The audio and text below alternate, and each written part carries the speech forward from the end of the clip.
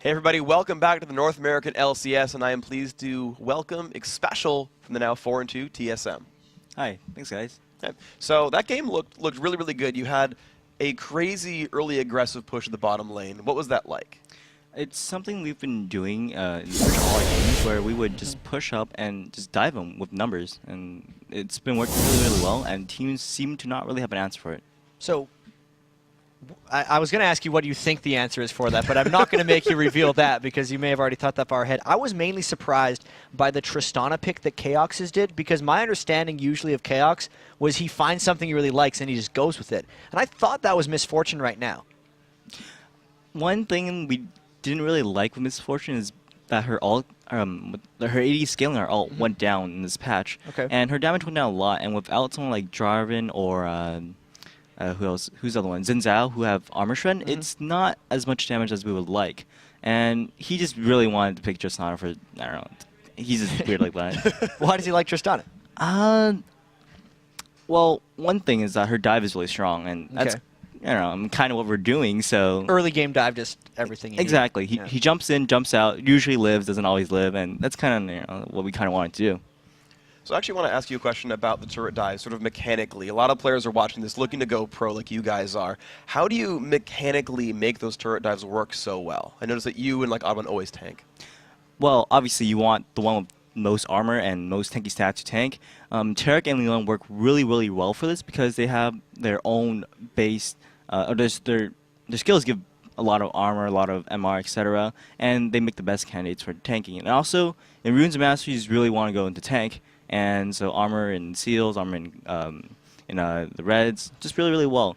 And knowing how much damage turrets do, and knowing the mechanics of turrets, like they do more damage the more times they hit you. So knowing that, and then just backing out when you're low, that's a big thing. Great. So yesterday against Team Solo Mid, we were actually interviewing Crumbs and Scar a bit about this. You did get that counter gank in mid lane that gave the double buffs away from the odd one. Do you want to talk about that match a bit? Because I know you've obviously took that loss a bit hard and you want to come back big today. Yeah, against Zingtus, we beat them once, and losing to them here was really upsetting. I was very frustrated after we lost. But the biggest thing and the only reason why we lost that game was the counter gank mid. It was a huge miscommunication, and it's something that should never have happened. Our game plan was to dive top again, and then again, and again. And instead, we didn't do exactly what we planned. And when you have a game plan and you go in and you don't execute it, that's one of the most frustrating things that can happen. So that gang should not have happened. We knew there was a ward, and just very miscommunication. So do you guys always have a very strict game plan before you go into every game? Well, it depends. Sometimes, for example, you can't exactly game plan whether or not they're going to come defend Dragon or something. You're going to have areas where you know exactly what you're going to do. Tower dive, you know exactly what to do. You're going to tell your top, maybe mid to come, and you do it. But some things you can't exactly plan. So the first 10 minutes is usually fairly planned and should happen pretty much as a routine. So then what was your plan against Martin coming into this game? Just go kill the bottom lane over and over? Well, that's pretty much what we've been doing this whole tournament. But against Martin, we really didn't prepare that much. I mean, we just watched their first game. It wasn't really impressive, and we figured we can probably do anything and still win. No offense. They're a new team. I mean, I'm sure they're going to do better this season, but right now, they just need to step it up. So with the new teams in this league, I mean, we have the top four, bottom four that we talked about a little bit earlier. That is coming a bit true in the first 2 weeks at least. What do you think the step that the lower teams need to take is to get up to the level of the guys who've been here forever, like yourselves and the other ones? The biggest thing is a stable roster. When you look at Curse, when you look at CLG, for the longest time, they weren't doing well. They had a roster change every single month. Like, it's not working. It doesn't work. We've seen this in any game, no matter what. So these new teams, like GGU, they just swapped the roster again. And Marn, maybe. I hear something that's coming up. So I feel like these roster changes are just not going to work. Find 5 solid players, practice hard. Once people have all their communication, all the synergy set up, don't break it. They need that synergy. That's how a good team should operate. And you can really see that with the way you guys tower dive. So right, that's really good. Yeah, I mean, TSM has been pretty much the longest team with a stable roster, and it really shows. We know how to communicate, and we know just how each other works, and it's really, really helpful for just team synergy in general. Well, thank you very much, Special. It's time for our final match of the day. Good Game University versus Vulcan. Arguably, this is their most important match. Both these teams really need a win here to gain some momentum. Both these teams sitting at 0 wins right now. They could really use a win in that column. Yeah, going into the second week also, Don't Mash Me was one of the top gold earners in all of the LCS. He was crushing in that one game on Twitch against Curse. And if he can keep that up, now that they have a new support as Bloodwater, which X-Special just said is, you shouldn't be changing your roster, but obviously Good Game University was forced into it. It's going to be really key for them. All right, so we can, again, see if these guys can look for their first wins. You know, I want to talk about these guys because, you know, X-Special talked about, you know, the recent roster. These guys need to step it up. They don't have any wins, but they've been putting up really, really close games so far, right? Like, Vulcan kept up with Curse really, really well. GGU also almost took down Curse in their first match. And we have to see if the lineup changes hurt that too much. Because, yes, I completely agree. They seemed like they were maybe even a top 4 team last week, even though they started 0-2 with how well they were playing. But in the first game, Fat in the top lane did seem to struggle. This is his first time playing, I believe, on almost any kind of these stages. Zion Spartan having to swap to mid lane. Bottom lane communication changing up. They swapped all 3 lane positions in a week. And if stability and coordination mean anything to that team, it's really going to hurt. Yeah, it actually looked like a different GGU. Like, GGU is a team that we say... Because it was a different GGU. Oh, yeah, it literally is a different GGU. But it was like, they come out hard. Like, that is what that team did back when they were Monomaniac. I mean, granted, there's only, like, 2 guys from the old Monomaniac team here at this point, but, like, that playstyle had stayed true to that organization. Like, they came out hard, they killed things, and they had a hard time holding on at the end, but they always came out fast. And the thing that happened today is they were keeping up with Curse for a bit during the lanes, but then it just got snowballed after them. There was a team composition disadvantage that they had earlier. They picked like 4 physical damage dealers against Tarek and Jarvan, and it was just a matter of time until Curse team played them out of it. But they really need to come in strong because this is going to be the first win of the tournament for either Vulcan or GGU. Now, Good Game University and Vulcan, they actually have a long history together. Maybe a little too familiar of a history. Let's take a look.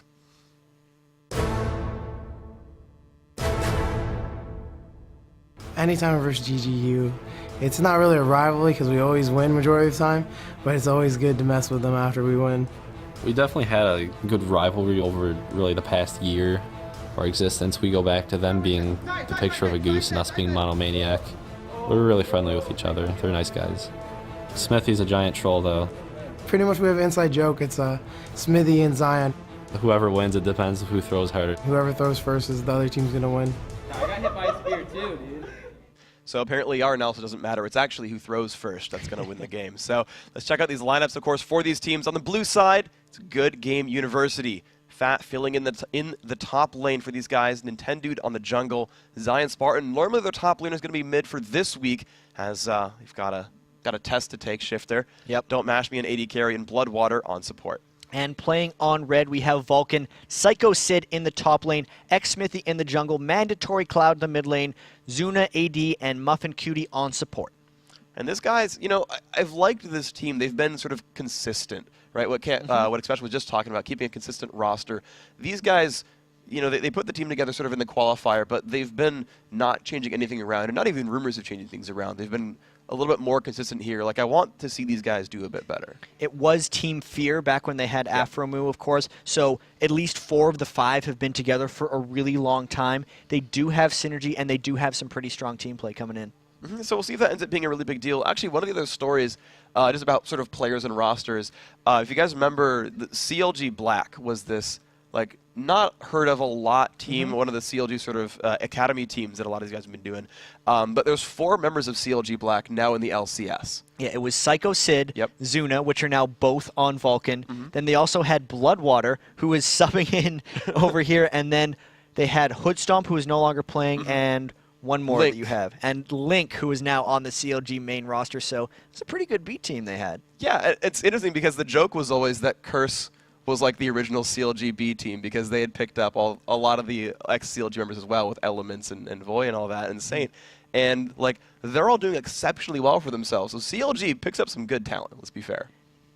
Evil Geniuses as well used to be Counterlogic Gaming Europe. Yep. Everyone that touches CLG just does amazingly. It's great. Kobe24 is a great caster. Oh my God. Woo! Okay. Man, these guys, they just do everything. But of course, this is about Good Game University and Vulcan. We are in a champion select. Let's break it down right away. Jay Spandout. All right, so Jay Spandout. I wonder if we're going to see the armor guys banned out or picked very early, because Tarek Jarvan combination is something that Vulcan lost to, and something they also picked against Team Solomid yesterday and lost with. It's something they'd like to go with almost every game if they can. Yeah, well, you're just seeing, the bans come far and fast. Psycho Sid getting banned out, the Shen taken away. He had picked that both times last week. We've seen that actually banned both times here. So that is really one of his main things. So Yeah. they've been able to get rid of that entirely. Twitch, of course, getting rid of Don't Mash Me's threat on it. In the game that Good Game University had previously today, it was? Yeah, Dignitas. Yeah. Man, I'm scattered. Yeah, it's What's okay. going Yeah, on? GG versus Dig. And the thing is, like we talked about roster swaps, and Mashme actually did very, very well in lane. He was up in minions against QT for most of that game on Nunu Caitlyn. So as far as Bloodwater joining as a support is concerned, that lane's been doing very well for them. So certainly banning out Mashme's big hyper carries, that's pretty important. Jin Zhao, of course, the other band. So the Armor Shredder guy's not gone yet. This might be... There's also... Okay, so there's a lot available here. There's Vi, Tarek, Jarvan that may all have a chance of being picked. I wonder what GGU is going to go with. I mean, we saw Nintendo, I guess he's kind of stopped playing Olaf. He used to be famous for that one, but he let that one slip through a number of times now. But he's, been playing damage-based junglers. So yeah, like the J4 is something I would expect to see as well. GG is also a team who's been playing generally aggressive, like damage-oriented champions. Rumble, of course, the Cat Band that was already there.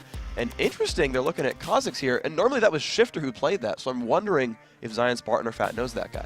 The Kha'Zix nerfs have went through as well Yeah. if they decide to lock it in, which they do. So this is the Kha'Zix. Of course, the patch we're on right now is one before live. So it hit live servers, I believe, 3 days ago. Kha'Zix nerf, tons of physical damage right into the Tarek Jarvan combination, which Vulcan ran and likes to run every time they get a chance to.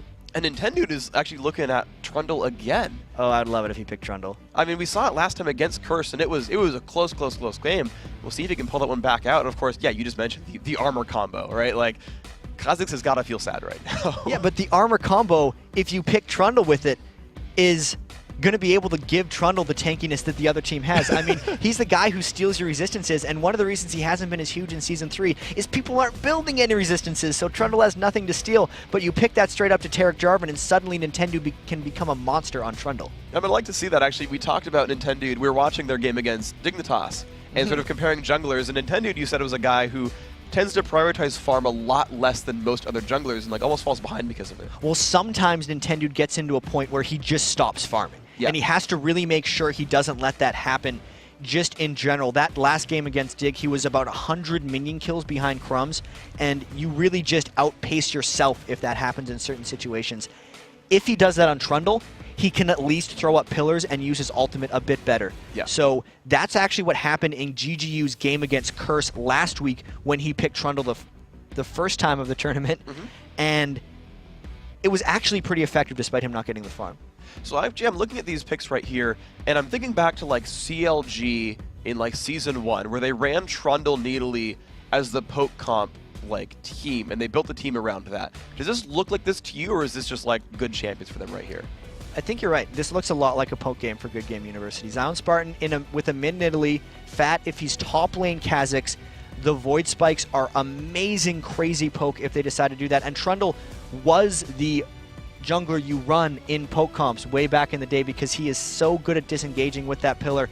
And of course, Armor and Armor Shred is the name of the game for Vulcan. They're coming right back at GGU. They literally have 3 area of effect armor shredders in Misfortune. If she Like- gets the Black Cleaver, of course, yeah. Well, I mean, they have 3 with J4, Renekton, and Tarek even. Right. So, yeah, that's the Armor Shred comp. Yeah, like That's the one. Bullet time is gonna kill some fools. That's the one that does it. Armor Shred coming out from Jarvan's Q, Tarek's Shatter, and the Slice and Dice empowered version for Renekton if they choose to do that. So that's pretty dangerous for GGU if they're not going to be able to disengage. If they get, Cataclysm, he just yells Demacia and walls show up, and we'll see how that goes. GGU, Chris, there we go. Mashme picking up Ezreal. It's a poke comp through and through. Yeah, he also doesn't want to get caught by Jarvan. this. So the support for a poke comp would probably be a Sona or a Lulu if they're looking for the disengage, and there's the Lulu right away. All right, there you go. GGU with a very clear plan in front of them. I think Vulcan at this point would realize, guys, I think they're running a long-ranged roster here. And Maybe. for Vulcan, it's like, all right, how do we engage? This is the only thing that's important to us, is how do we create a place to team fight right now? They still need to pick probably their mid laner, so something that Rise kind of has to run in. They already have the Brawl win, but this is something that Mandatory Cloud really is comfortable with. Yeah, I think it'll work pretty well for them. And they do have Jarvan at least, right? EQ, Flash, R, someone's going to get caught at some point with that. And if they can follow bullet time, I guess that looks happy. I'd want to actually see like a Morgana or something, because it would allow them to just run through all of the crowd control, but if they go with Rise, at least they can get the Rune Prisons onto the rest of the combinations. Okay, well, we're waiting the last 10 seconds for that to lock in. We'll see if Vulcan wants to change that strategy up. I mean, we used to see mid Bruises as well. Like, they could always theoretically pick a top laner at this point. Well, actually, he's still clicking around at different things. What's he doing? What's he doing? Karthus? He's went with the Karthus, so he's going to be trying to get the Wall of Pain and then running in.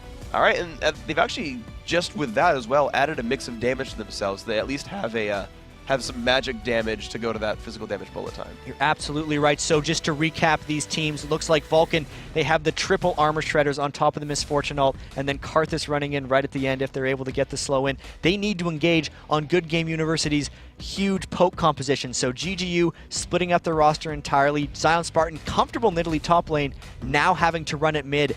The bottom lane, so poke and disengagey. Trundle all about the disengage.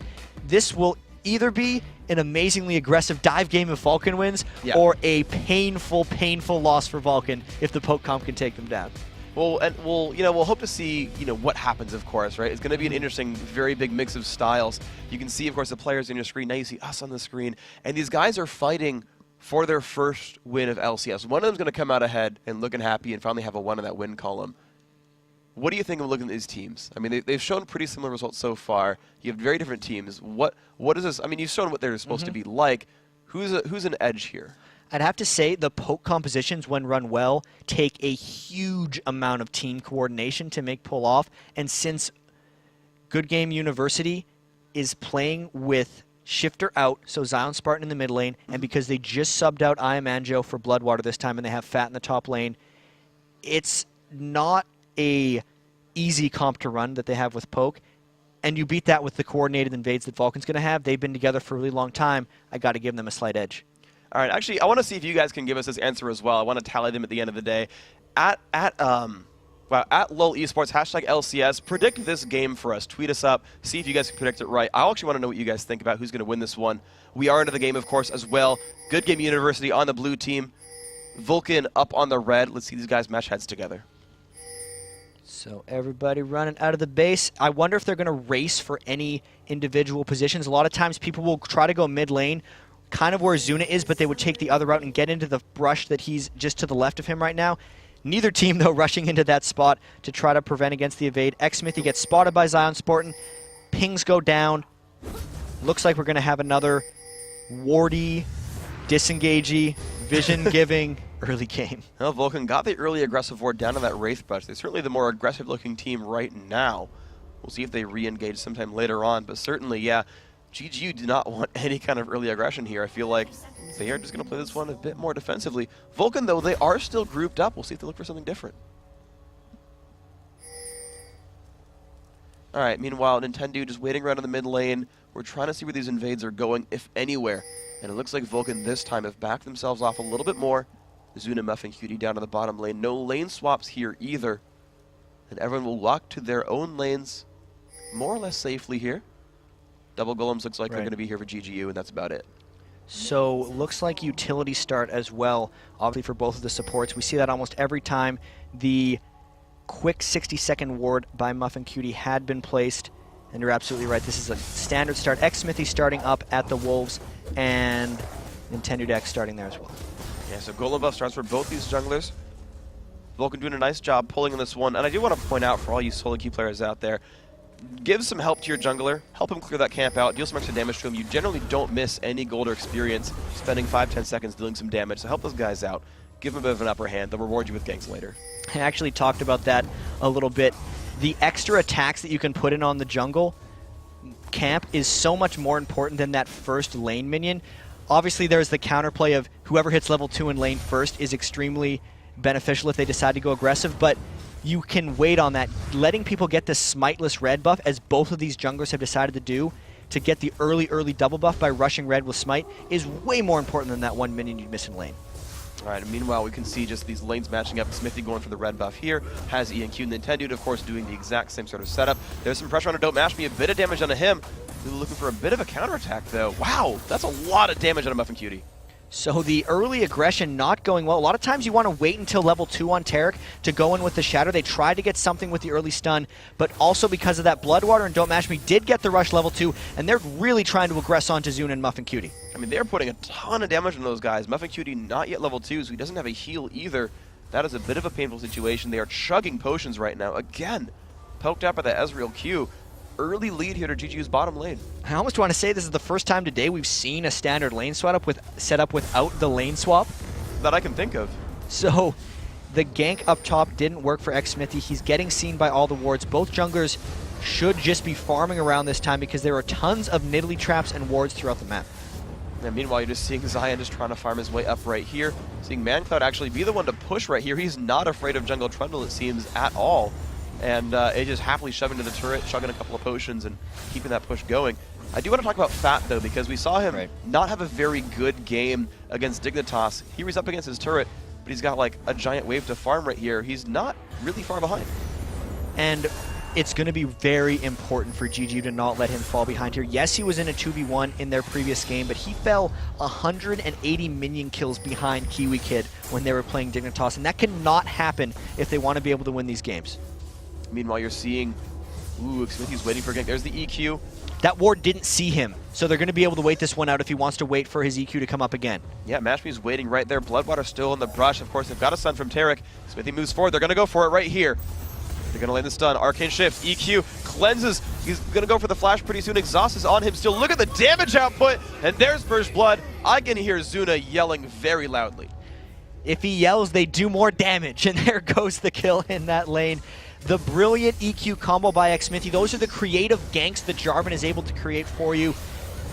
The ward in the river did absolutely nothing for Good Game University, and they take out First Blood. That was amazing. You actually hear Zuna laughing, right? Or at least I can hear him laughing right here through my headphones, by the way. The thing is, apparently, talking to the players, they said that they do it whenever they get a kill, it demoralizes the other team, actually. That if they ever get a kill like that, they'll yell as loud as they can, whether it's yelling TSM, Dignitas, or get that guy.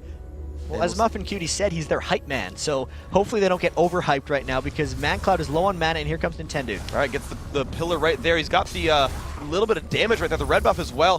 Forces the flash. That's good for him. So he's going to be able to recycle that gank if possible. Mandatory Cloud on Karthus will have to sit back entirely and allow Zion Spartan to free farm because recycling the ganks after a flash is what junglers do best, especially mid lane.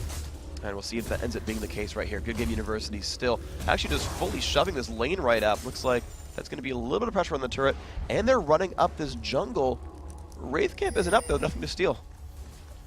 Really just no window of opportunity for them. Nintendo done a really good job early, keeping his farm up, making his one gank matter, and then he wasn't afraid to take some lane farm early. If Trundle can get quite powerful, he becomes an absolute monster, especially with all those resistances he's going to be able to steal later in the game. And of course, both junglers have picked up Madrid's Razors for themselves, helping their jungle clears. AD carries similar builds. Misfortune's looking like maybe an early Brutalizer on top of that Vamp Scepter. Ezra with a long sword and a Doran's Blade. And top laners look a little bit tanky. I would wonder what Zuna decides to go for as there's a bit of harass going down in the bottom lane because all the Misfortunes we've seen rush the Bloodthirster for the extra damage on bullet time, but because they have so many physical dive dealers and so much armor shred already, I wonder if they want to get it started earlier in the game rather than later. We'll have to see how that develops for you. Yeah, a nice ward down in this brush. He's going to watch for lane ganks from the enemy jungler. They see Nintendo once again. He's going to get the pillar down again. Here comes the damage on a ManCloud. Nidalee is 6. Exhaust goes on him. But here comes Xmithy. Can they turn this one around? ManCloud getting dropped so very low. Does not have much of anywhere to go. Zion Spartan's going to jump back forward. There's the kill picked up. Gets out of range, but here comes the Requiem. Is it going to be enough damage? Zion Spartan looking for the heal. Nope. EQ from Xmithy's going to find that one. I'm surprised he shifted out. And Nintendo X caught out with 10 health as well as Psycho Sid 1v1 tower dives. Fat. Wow, really good pickup by Psycho right there. And Fat not having the best game right now, but Psycho Sid, he's a tanky man, he's an angry crocodile, and that is a kill for him. So that mid lane kill was an attempted counter gank by xSmithy, but they didn't end up coming out on top. ManCloud was already down the flash, so the recycled gank by Nintendude X did end up paying them off. I guess a 1-for-1. All right, meanwhile, you're seeing the double golems, and I like that as well from GGU. Shove the lane out, grab the double golems, a little bit more golden experience for them. And you're seeing that pay off a little bit, 53 to 44 in minion kills, despite being against Tarek and despite first blood. We'll see how ManCloud can recover from his death in mid lane as well. He did just get the blue buff. He has a catalyst to the protector, and he's going to have to just work on his spear dodging because he's going to be because Zion Spartan will be throwing those out for the rest of the game. Of course, the AP mid Nidalees do max that spear. With the blue buff, it's going to be coming out extremely frequently. And one thing to point out for ManCloud as well is he did get an assist on that top lane tower dive. The Requiem actually coincided, Right. so we got an extra 150 gold off that. It was the convenience kill almost because he was dead anyway, trying to get kills in mid lane. It was like, oh, that helped you too, Psycho Sid? That was totally part of the plan. Yeah, so like literally he, with 2 assists, it's the same gold as the 1 kill for Nidalee. Ironically enough, they got the same gold out of that exchange. Sure Like enough, one-on-one. checking their total gold, Mandatory Cloud actually up in gold in the mid lane, 2,600 to 2,450. So really a convenient team play example there, Vulcan with the early advantage. Alrighty, and of course 3-1 as well. We'll see how this plays up for them. They're certainly off to a great start. Psycho Sid once again heads up here against Fat. A lot of early health and armor for himself. Fat early tier looking for a brutalizer. See what kind of cool stuff they go for. ManCloud, of course, is easily farming under the turret. 70 minions on him. He's having a good farm game. And to get back to that top lane matchup, it is going really heavily to Psycho Sid right now. He's an extremely tanky Renekton, and the Trundle ganks on Renekton don't work very well. He can slice and dice through, and now a 4-man gank developing. They knew that there's 3 Vulcan members down there. All right, there we go, the knockup in there from xSmithy. The bullet time putting out huge damage. Zion Spartan stunned as well, dropped very, very low. Not quite going to fall down, though. Oh, the double up, taking a lot of chunk out of him. GGU forced to disengage in a 4 versus 3. They ate that entire bullet time there. That's actually 3. That's a lot of damage. I can't do the math right now, but everyone got completely choked down by that. So the 4v3 gank actually makes them run away, and that gives Vulcan even more pressure. And of course, you're seeing GGU now up against their turret. Zion Spartan getting back to his rather pushed minion wave. Zune actually just feeling happy. And actually, Vulcan, they've got control here. The dragon is theirs. The pressure created when there's a failed 3v4 gank, they just knew they'd be able to take it away. Everyone from GGU was low. They might try to steal here with the poke, but there it goes to Vulcan. Now they disengage. And Zion Spartan got some good damage onto this Karthus, but not enough to really stick right here. Chugs a potion. As a catalyst, we'll see him try to get back into the lane right here for some farm. And Good Game University, yeah, their lanes have not been going well. Are they just waiting for the poke game to start later on? It's what they're going to have to do, Freak, because the laning is not going too well for them. Fat needs to survive. Poke comps really thrive if they can get to a point where they're just all keeping the enemy stuck at a turret. But for now, Zion Spartan's trying to roam around on Nidalee and make things happen. Maybe he's just trying to rescue the lane. Psycho Sid going for Fat. Zion Spartan on the chase. All right, he dived right through the minion wave, dodged the javelin. Ezra ult came by as well. The entire team trying to help out here. Psycho Sid does have flash. He's got the pillar on. A lot of damage, pops the ult as well. But here comes ManCloud. The wall of pain is there. He's going to flash away from that one. Where's the damage going to come from? Zion Spartan, will he look for another javelin? Psycho Sid is low. He's still chasing down xSmithy. He's going to go for the knockup. Surprise! And now Zion Spartan's going to turn. He says, okay, xSmithy, I'll go for you. Nintendo, great pillar. He's going to flash that one. Still chasing down onto xSmithy. He's trying to get away. Wall of pain there as well. Oh, man. And there's a javelin through the exhaust. ManCloud's going to walk away pretty much alive, but 1 for nothing. From top to mid, they get multiple people low and finish off xSmithy. The pillars really coming out in force for that chase, and here comes maybe a mid lane tower push. They need to start getting the turrets to get the gold lead controllable in this game. And that's going to be, if they do get it, the first turret actually of the game. They've pulled that kill lead back down a little bit. Only 2 to 3 right here. Turret definitely low. Looks like it might go down here. Nintendo's still around. Muffin's going to stun him. He's got no support, but GGU are going to back out. Fat was getting rather low, and they know that the Requiem is up, so any little bit of damage that would get hit would be able to finish off Fat, so they smartly back away. Okay, and we recap. We get kind of back to our standard lanes once again. 2-on-2 in the bottom lane. Zion Spartan sort of resetting himself in the mid. Early Chalice right here.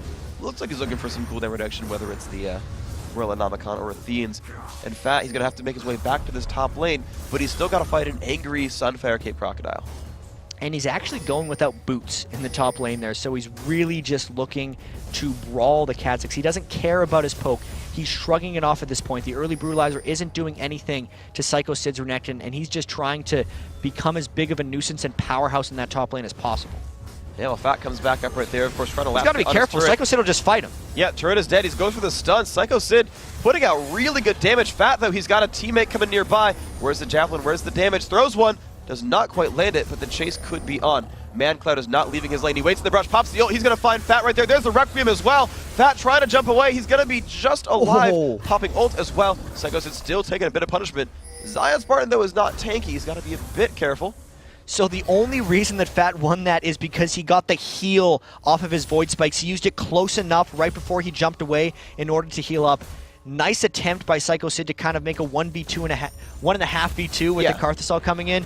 Got the tower, got out of there, and that's an advantage for Vulcan. Alrighty, so you're seeing that get kind of turned around right there. Intended in the mid lane, catching the farm. That's always really, really smart in the jungle. When someone has left the lane, don't let the farm go to waste. Pick it up for yourself. But a 3-man group here at the bottom lane. Vulcan's going to actually turn this one successful. They're getting their second now turret kill of the game. This is looking very good for them. And a lot of that bottom kill had to do with how well Psycho Sid was doing top, because all of the roam that Zion Spartan had done to relieve pressure in top could have been used bottom to save the turret instead, because he wasn't able to do that because they knew that Zion Spartan wasn't going to be coming down. Vulcan could freely push that bottom turret. But of course, now we've got a 4-man group here in the bottom lane. However, they've got basically 4. Oh, the bullet time's going to completely shred the minion wave. That's pretty smart. It's actually funny. Old Misfortune used to do that pretty much as the only use for ultimate because it had a really long wind-up time.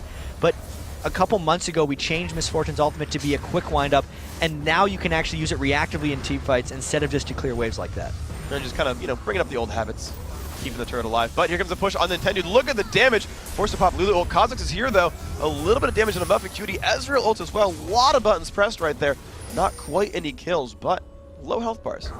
Wonder if Xsmithy's going to try to stop them from going back in Oh, that bottom lane. He goes on to the Nintendo. A lot of damage on him up in the bottom lane. No, he's gotten away, but Mash Me. Whew, pressure everywhere. So a very strange looking game here. There's been a lot of just side lane tower pushes. It looks like Vulcan now has the pressure advantage. GGU got starved out in that first game, and they have to be careful that this doesn't happen again. They need to find a way of grouping up and sieging turrets to make their poke composition work. All right, we'll see what they end up getting at this one. Of course, they've got a ward, but the blue buff is theirs. So as far as poke is concerned, Anita with blue buff is a pretty happy person. A little bit of ability power on her. We'll see when the push actually starts. However, Xsmithy, because of the ward on blue buff, actually knows he can take this red for free, possibly, and he does. Managed to get in there with the flag toss over the Dragon Pit, right on the way back out. And we were talking about junglers maybe falling behind in farm, as Nintendo actually could get turned around here. Xsmithy goes back, ManCloud walks away. Yeah, he'd already burned the pillar in the Dragon Pit, so nothing there. Top lane, though, you just see Fat get chunked. That was one combo, by the way, dropping Fat down to about 3/4 health. So it's only going to be that 3 more times before he falls over. He's got to be a bit careful here. You can just see him trying to wave clear, keep that alive. Psycho Sid, very aggressive. And this is a consistent problem today for GGU. Fat getting dominated by Renekton so far. Psycho Sid really just keeping the pressure here, and this is sucking everyone else on GGU back as well. They're not able to cycle up with their poke composition because one half of the main poke, which is going to be Fat's Kha'Zix, doesn't even have his leap if they want to chain a team fight yet with the second evolution, and he's trapped in bottom lane against Psycho Sid. And that is just kind of harsh to be. Now we're seeing GGU group up a little bit more than normal. Mashmi's come up into the jungle. They know Dragon is back up, and that looks to be sort of the area of contention, but a lot of pink wards here for Vulcan. They might be trying to force this one. They know it's a 4v4 because there's a Renekton pushing the side lane. The turret, the pillar comes in, here comes the fight. Okay, they get the Dragon at first. Muffin Cutie down below half. Will they go for the engage? What are they going to look for here? Doesn't look like they're going to be able to find anything. That's a good pillar, but it just burns a flash and they're down a Dragon. Yeah, flash for Dragon. That's a pretty good trade. I think that'll be pretty all right. GGU, though, regrouping. Can they find anything onto Karthus? Chunk him down. There's the pillar again. Layway's going to turn them around. Oh, man, those javelins are hurting quite a lot. But GGU, they're going to start the push. So finally, they have 4 people in the mid lane. They have a fairly low turret. They might get this first one. Vulcan doesn't look to be able to defend. They should continue the push for their poke comp. They've got the pillar down. They've got low cooldowns on javelins. Not quite going to land that one. However, Karthus wave clear is really stopping GGU from going anywhere, and they've run back down into their jungle. I just wonder how they're going to come back in this game. They had a lot of people of Vulcan low and needing to shop. They had the blue buff on Zion Spartan. They had Psycho Sid backing up. They needed to push the mid harder with that window, but they decided to go back and they have something else planned. Well, at least Fat, for his own sake, is actually keeping more or less up with Sid. Certainly that kill happened a while ago, but he's only down 8 minions now. So compared to the game against Dig, he's actually scaling himself. I mean, can GGU just wait and scale late game, get bigger javelins, more void spikes? Sometimes the poke compositions can make it late game, but it's really difficult for a poke comp to come back in a game because once you just 100% lose every team fight, there's not much, you know, if you're turtling with your poke, you're not really accomplishing anything. It's all about getting the turrets. They have to jump on Vulcan as soon as possible, Freak. All right, well, you're seeing them kind of, at least Needly is jumping around quite a little bit. Psycho Sid back to the bottom lane here. Bloodwater. Looks like it's going to be a 2-on-1 because they've got Ezreal coming down, but Psycho Sid sort of perennially the split pusher here. He's going for that. Nice damage on a Jarvan. He's going to run away from that one with the EQ combo. Flag toss helping him out. GGU grouped up back towards the mid lane a little bit, but Mashmi's still far away. And if we look at the item thresholds right now, you can see that there's a lot of completed big items on Vulcan and not nearly as many on GGU. There's just the Brutalizer on Fat. There is the Locket of the Ion Solari on Nintendude, but there's a needlessly large rod sitting on Zion Spartan and then just the Bloodthirster on Don't Mash Me. Vulcan's got Sunfire Cape, Locket, Rod of Ages, Bloodthirster. They're really right there right now, so they can continue to push up. They have an edge in almost every lane, almost every 1v1, and if they keep the poke at bay, they're going to be fine. And you're seeing Psycho Sid put out some really good damage against Mashmi. Mashmi, at least for his own sake, can steal it back with Bloodthirster, but still, that is a scary crocodile over and over and over again. And now you talk about the defensive poke not getting much going. Well, GGU defensive with their poke. Look at the push from Vulcan. 3 turrets for them. All 3 taken down. This is kind of the starvation moment where GGU will have to make something happen and doesn't want to let themselves get starved out like we saw TSM do to Marn just in the previous game. 4 grouped up for GGU. Maybe they're going to try an extended mid push. Well, they are definitely right here. Of course, without an AD carry, we'll see how that pans out. Wow, that Javelin is hitting pretty hard now against Smithy. Death Cap is done. We'll see what they go for right here. They are up to this turret. The damage is there. They are really chunking that jungler low. But you just see the wave clear coming back here. You know, they have at least Fat here, so they have some more. The damage onto Smithy. That is a painful needly. Yeah, and they did the swap here. They're actually trying to defend with Don't Mash Me so they can get the superior poke of Kha'Zix to combo with the Nidalee Spears, and this is why this poke may be working here. It's on Vulcan. They're shopping in waves trying to keep the turret up, but this push might be able to continue. Vulcan doing everything they can to try to keep that wave back. And you're just seeing that the bullet time now twice used to keep a turret alive a bit longer. We saw last time that bottom turret did not go down because of this, and this time we're seeing the second mid turret again in the same situation. Well, they barely got any of that turret, Freak, so the swap did seem like it was working because they did force Vulcan back a bit. They did give Don't Mash Me essentially every lane minion he wanted, and they were able to repel Psycho Sid with just an Ezreal. Look for them to do that again now that Zion Spartan's got the blue buff. He was out of mana, that's probably why he disengaged last time. So we'll see if the poke comp can work on the second or third round mid. And we'll see what they end up going for. Of course, Zion Spartan's still with the wave. They're getting a pretty good amount of farm on Needly. Let's not discount the 176 here on Misfortune, the 172 on Karthus. They've got some very, very well farmed late game carries here on Vulcan. And the Black Cleaver was completed by Zuna on his last back. He did end up going Brutalizer to Bloodthirster and then to Black Cleaver, so he wanted to get all the AD into that bullet time right from the start. And the Karthus Wave Clear is actually doing a really good job at blocking this poke composition from working. Might have been why they picked it last. Yeah, it definitely worked pretty well for them. You said that they needed something that really wasn't right, something long range, something to work right here. Karthus, with the engage for the wall, and as well, you're just seeing these minions really fall away fast. GGU, they've not been in sight of an enemy turret in quite some time now. This game's been just mid lane Yeah, for a while. And the turrets, the outer turrets in mid have been gone, and neither team has had enough of an edge to kind of push back at each other. So GGU not getting starved out, which is a good accomplishment by themselves. Yeah, we saw that a lot before when it was the 3 outer turrets going down and the teams were like, just stop getting gold for the most part. Time to turtle. Time to turtle. And yeah, GGU are looking for something, but Smithy's looking even harder. Is he going to go for something? He gets the knockup just onto 2. Will they go in? Bloodwater getting slowed, but Whimsy is there. No engage. The disengage is strong in these ones. They didn't even have to burn really any ultimates to go out. Xsmithy didn't want to burn his Jarvan ultimate to go in. It probably would have been forcing a little too hard. And now the push and counter push back and forth in mid lane continues. Let's see what they can get out of this one, of course. The Ezreal coming across 3 or 4. Nice Javelin as well. And they still have Don't Mash Me at that bottom lane. They are playing 4-on-4, but there comes the re-engage. Oh, they have found a lot of damage right there. The flash disengaged from everybody. They've managed to not die, which was actually an impressive feat because that looked scary. The mark of a good poke comp is that they're able to disengage. The Lulu Walt saved. The Trundle Pillar went up at the end. The Glitter Lance came through, and Vulcan, since they didn't kill in the initial burst, couldn't finish. They only burned 1 flash for it. That was pretty impressive there, Wow. but Vulcan put so much damage down, they've got control over Dragon. They're going to look to extend this gold lead unless GGU can stop them here. Looks like they might have been looking for a fight, but the pillar went down early. The wall goes down, and wow, Fact jumps in. Yeah, he had the slow available. He burned the flash from Xsmithy, who had no mana. Another pillar there onto Muff and Cutie. Can they follow this one up? Nintendo looking a little bit defensive. A ward goes down in the back. There's a nice Javelin. Can they find another pillar soon? Can they find the damage? The flash in from Fat. Muff and Cutie getting low. Zaya Spartan's going to pick that one up. Now, can they turn this around? They've got a 5-on-4 on the map. Mashme's around. They're going to turn that one back and look for a push. The mid lane is about half pushed, though, for Vulcan. They might be able to shop and get back to that turret, so the long chase, Dragon for kill, does give a slight edge to Vulcan, assuming they can hold that mid turret, but with everyone GGU backing, it's gonna happen. They're not finding the push. They are just staying out of sight of that turret right now. Javelin dodged by Zuna. He's still getting nice and farmed right here.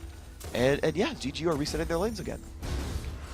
One big purchase for Disengage that just came out from Good Game University, cooldown boots on Trundle. So his pillar is now sitting in an 8.25 second cooldown. It actually persists for about 6 or 7 seconds on the map, so it's at about a 75% uptime right now on Trundle. That's going to be very difficult for Vulcan to walk through when they try to get team fights, and this poke comp could go on for a while. And of course, we're just going to see what these guys do about this, because Zuna farming up the top lane, Mashme still farming down at the bottom. These AD carries really getting themselves a lot of gold in this game. And we generally talk about GGU and Vulcan both. We said that they sort of tend to focus on Mashme and Zuna a bit. They tend to be the best performing players right here. But right now, all the aggression is really on, it's kind of up to Zion Spartan to start anything because of those javelins. And Mashme's just kind of stopping Sid from pushing. He's getting late game. He's getting there, but like he's not been a factor yet. It's going to be really interesting to see how these teams decide to take matters into their own hands, because we actually seem to be at an impasse in this game. I mean, yeah, maybe Zuna can yell really loud, power up, and they can jump into a fight. I don't know. I mean, they're at least 3-3 in kills, so Zuna had 3 opportunities to yell so far in this game. And if he wanted to yell for dragons, he could have just shouted them to death. But at the very least, we'll see what ends up happening. The poke comp is defensive this time now. GGU are forced to their front door. The push from Karthus has been very successful there. We'll see if they look to group up. I mean, well, they are grouped up. They're 4-mans, but will they push forward? That's the question. And since Don't Mash Me is being the split push defender, he actually went for that Iceborne Gauntlet, which gives him a bit of solo potential onto Psycho Sid.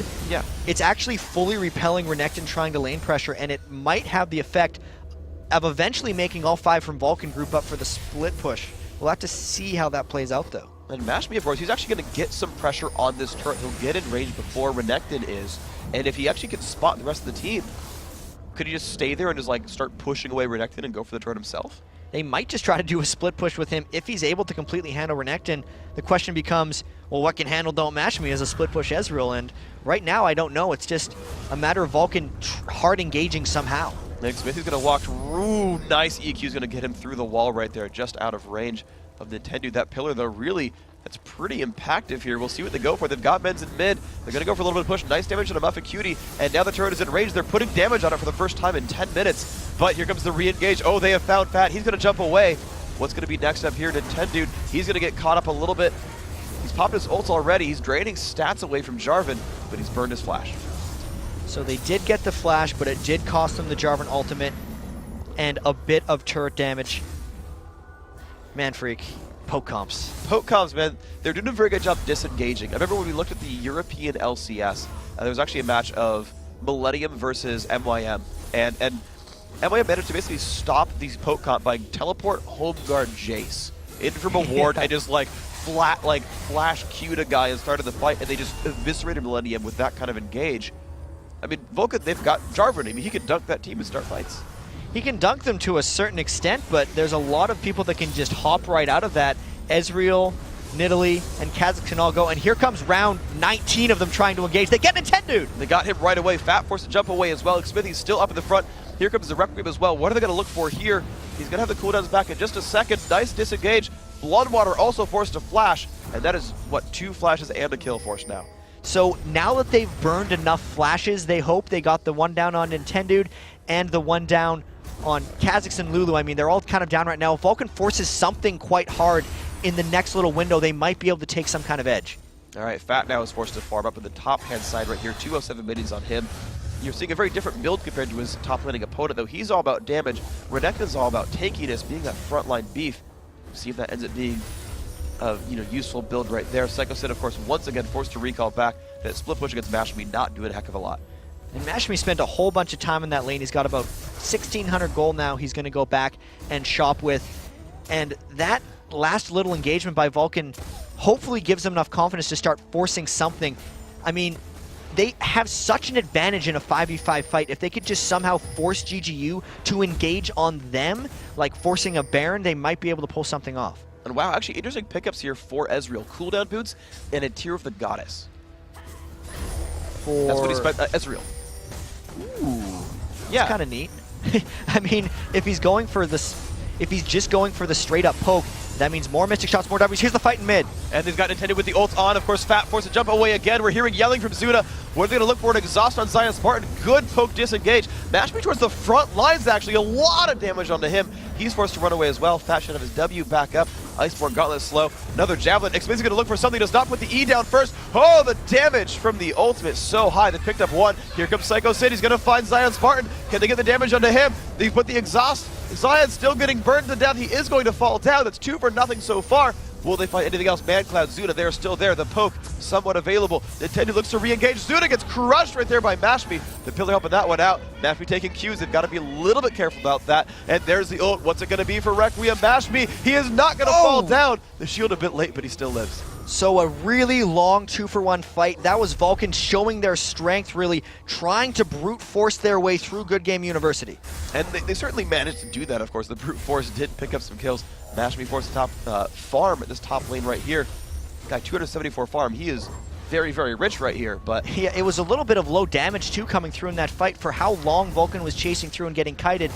Don't Mashmi wasn't able to cut down too many. He's went huge utility on that Ezreal, and it's really just all in for the poke. But a lot of times, if you want to make a poke composition work, you do need to have some of that actual combat effectiveness when the other team does force you into a corner and brawls you, and it doesn't look like GGU has that quite yet.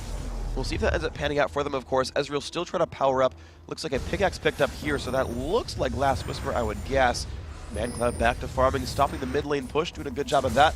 Smith, taking up the bottom lane farm. They've kind of gone back to the lanes for now. However, GGU, they are grouped up in mid a little bit again.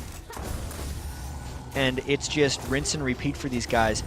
About a 1,000 gold advantage has gained in about the last 5 minutes for Vulcan here.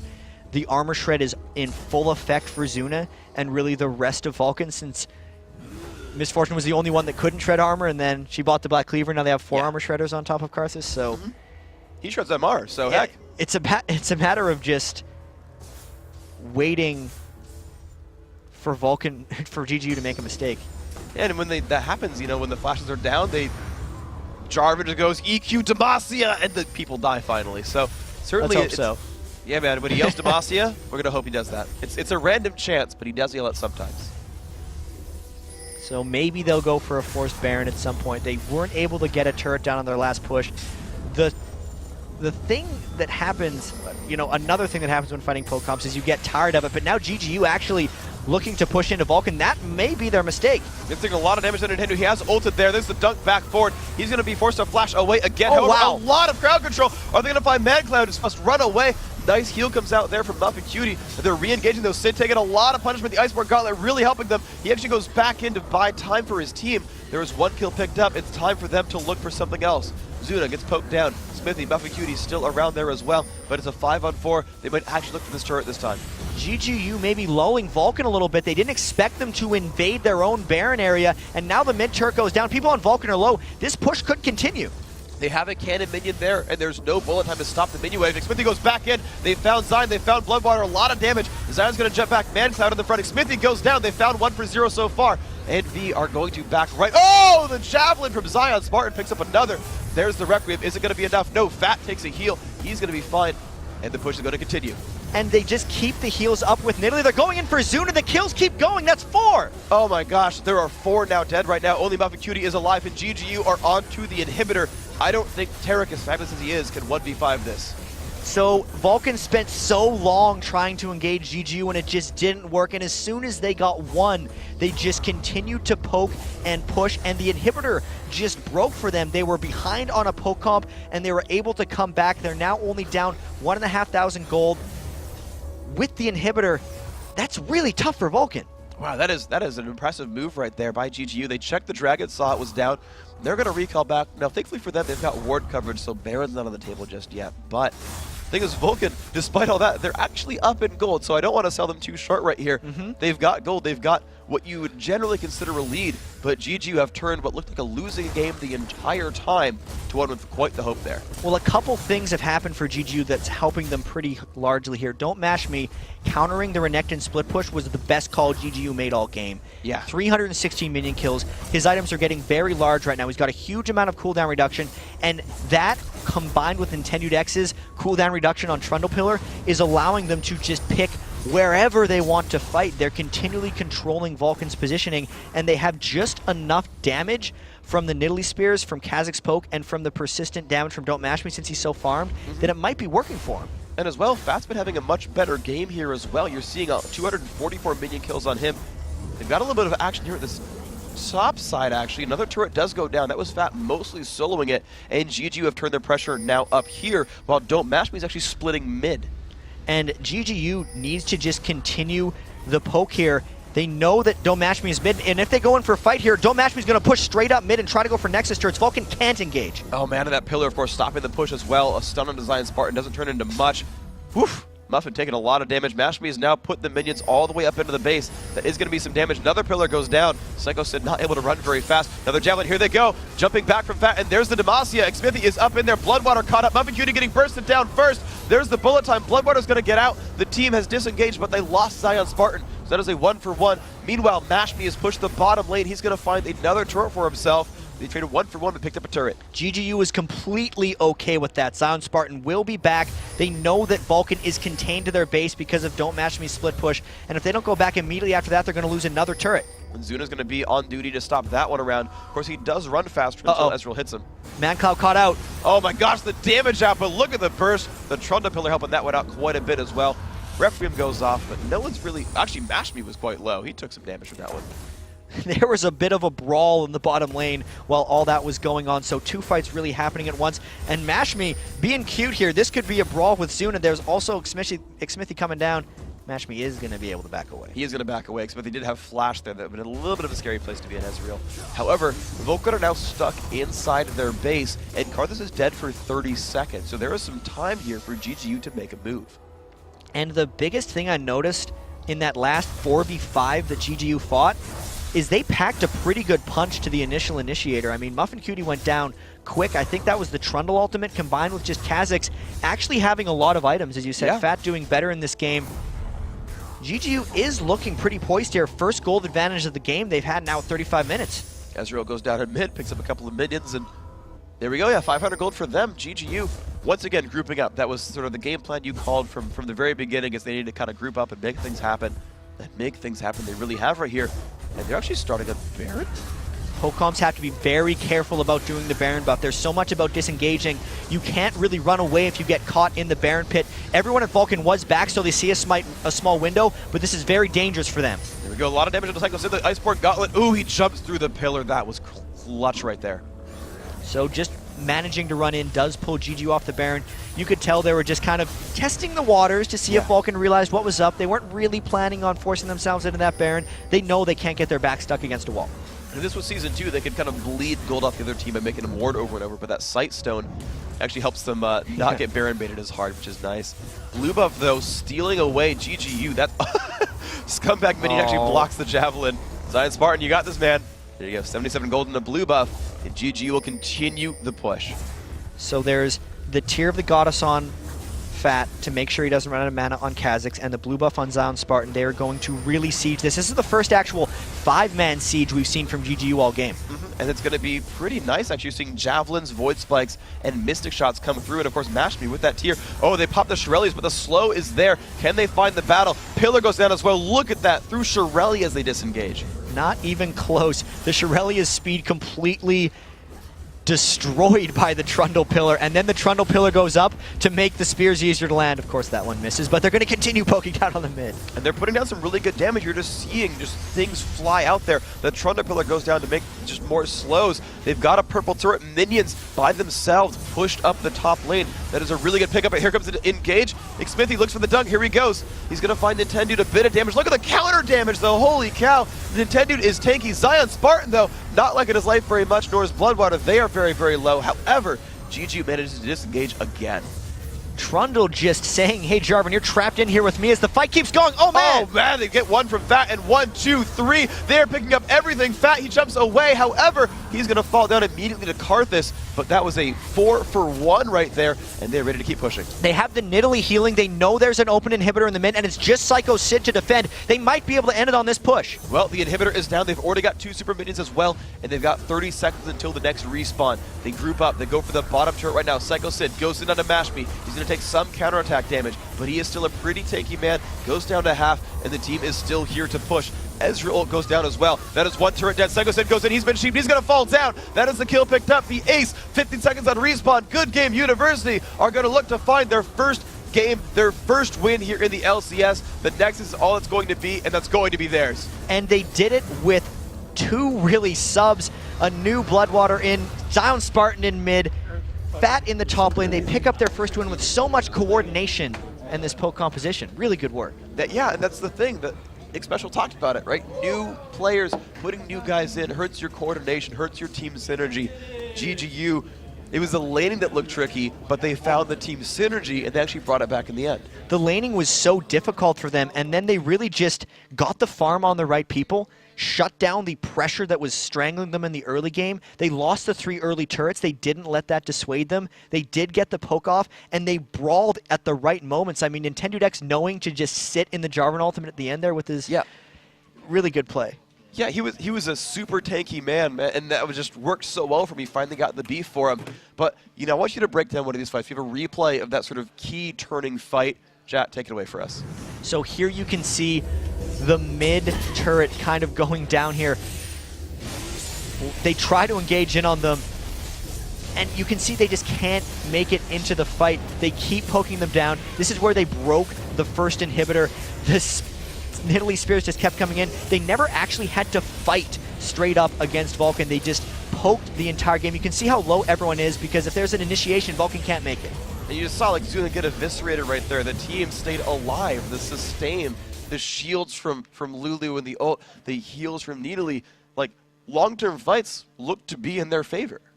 It's really, really impressive. I mean, the second time is a charm for the Trundle of Nintendo Dex. Yeah. They had that throw almost against Curse in the first week, and it's got to feel so good for them knowing they didn't even have their full roster to be able to pick up their first win in the LCS. So, I mean, absolutely great play by them, puts them up there. Now, when we come back, we're going to talk to Don't Mash Me from Good Game University about that first win, and we're going to take a look at where the teams stand at the end of the second week. Don't go anywhere.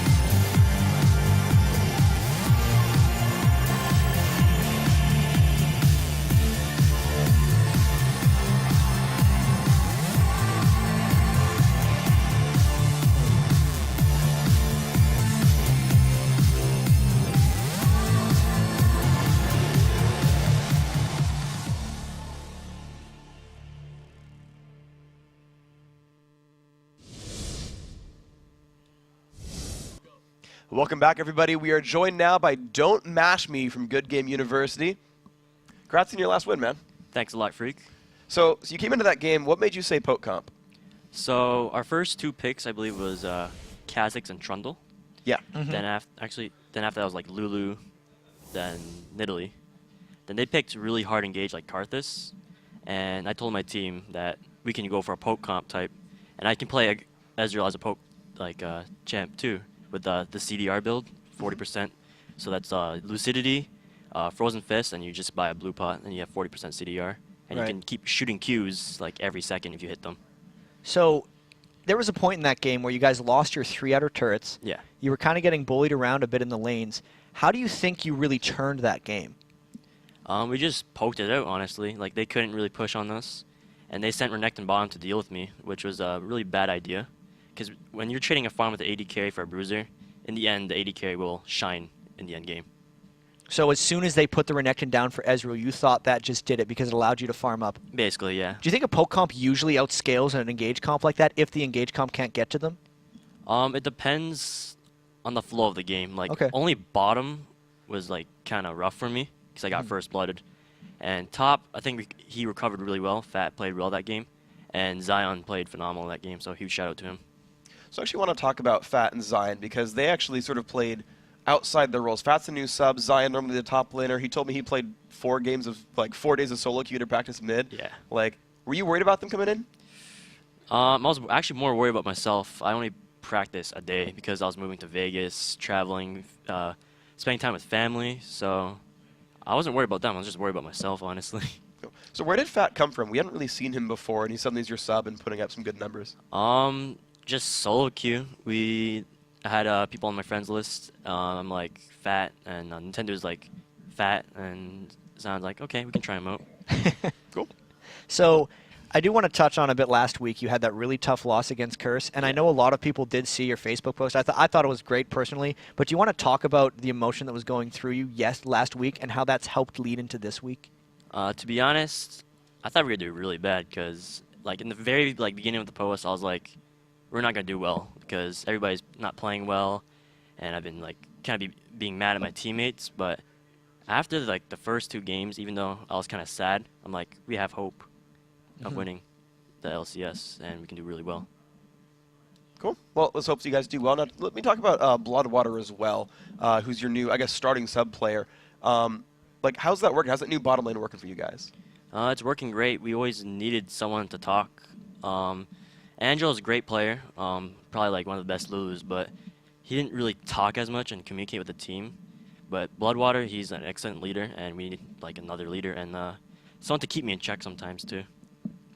So about the leadership thing, are you using a single tactics caller now, or are you just still grouping up? Like, who would be the person? I know we were talking with Dignitas. They all fed the information to the jungler and then allowed him to make plays. Do you use a similar system, or is it something different? Like the early game calls is all Nintendo, but like when it comes to grouping objectives, it's mainly the carries like me, Zion, and we needed someone who can call objectives like Bloodwater. Like he calls every dragon, every baron, blue buff, etc. And we need someone like that because it's too much to put on another carry to call all that small stuff too.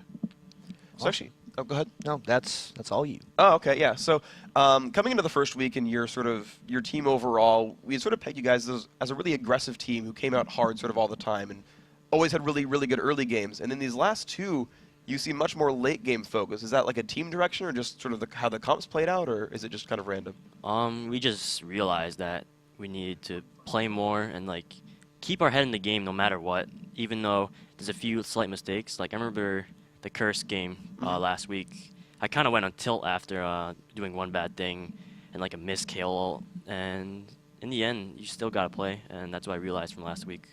Well, I have to congratulate you guys again on getting your first win. Just one more thing. Do you got any shout-outs you want to give? I know you're a very vocal person. First off, family, my brother and my mother. They've always been there for me, so shout out to them. And shout out to my team, GGU, for dealing with my crap, for raging at them and such. And congratulations to Bloodwater joining the team. And shout out to Shifter, who's probably watching us right now. And another personal shout out is to Foxy for always being there for me through the rough times and being my guardian angel. Yeah, awesome. Thanks. Thank you. Yeah, it's great. Thank you very much, Mashme. Now, after 2 weeks of play, here are where the North American teams stand currently. Up at the top, Curse, a perfect first 2 weeks, 5-0. We said, would they keep the undefeated streak alive? They've fought almost all the other top teams, and they've done amazingly so far. Their first game against Dignitas, of course, was a win as well. And we're seeing them in second place. Dig 4-2, had a very rough early start. Came out the first week 1-2, and now in a just gigantic win streak, really turning it around, putting them in second place. Team Solo Mid had a good week, coming out now at 4-2. So really, that top to bottom, old guard versus new guard, really starting to play out for these guys. CLG is 2-1. Good Game University is 1-3.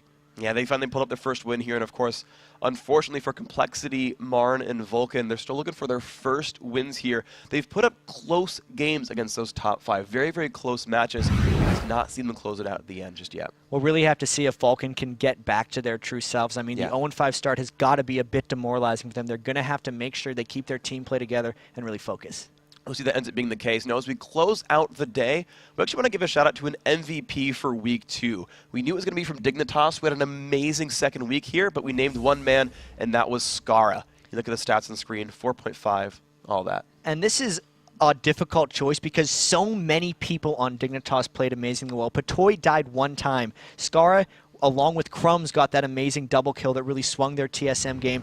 Everyone really came together for Skara, but he is the one that has been the leader for that team for so long. He knows how they communicate. He coordinates so much for them, which is why he's the MVP. Yeah, of course, big ups to him.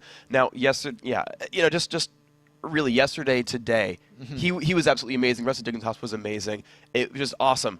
Now, we want to go ahead and look ahead to the European LCS. It's going to start in about 12 hours. And the battles you can look forward coming up on that Saturday. First, Evil Geniuses versus Dragonborns. First time we're going to see Dragonborns in the LCS. Then Copenhagen Wolves looking for their first win with a rematch against SK Gaming. The third match of the day marks the debut of Against All Authority as they take on Russia's Gambit. And finally, Evil Geniuses versus SK Gaming. SK won big last week against the heavily favored EG, and I'm guessing EG's looking for a bit of revenge. It's definitely a revenge. I mean, the Season 2 regional, you just saw last week, the same thing. So the LCS continues Saturday, 9 a.m. Pacific, 6 p.m. Central European time. Guys, you want to be there. And of course, on Thursday, we'll be back here live in Los Angeles with the third week of the North American LCS. The first match there is going to be CLG against Vulcan, and then Curse taking on GGU in another rematch there from week 1. And then Dignitas looks to continue their LCS winning streak as they take on CLG. And the newcomers in Complexity, who only had one game this week, will battle Vulcan as both teams look for their first win. Now, guys, I am Freak. We've got Jat here, and for Kobe24 and Riv, and the entire live broadcast crew, thank you so much for watching. We'll see you guys next week.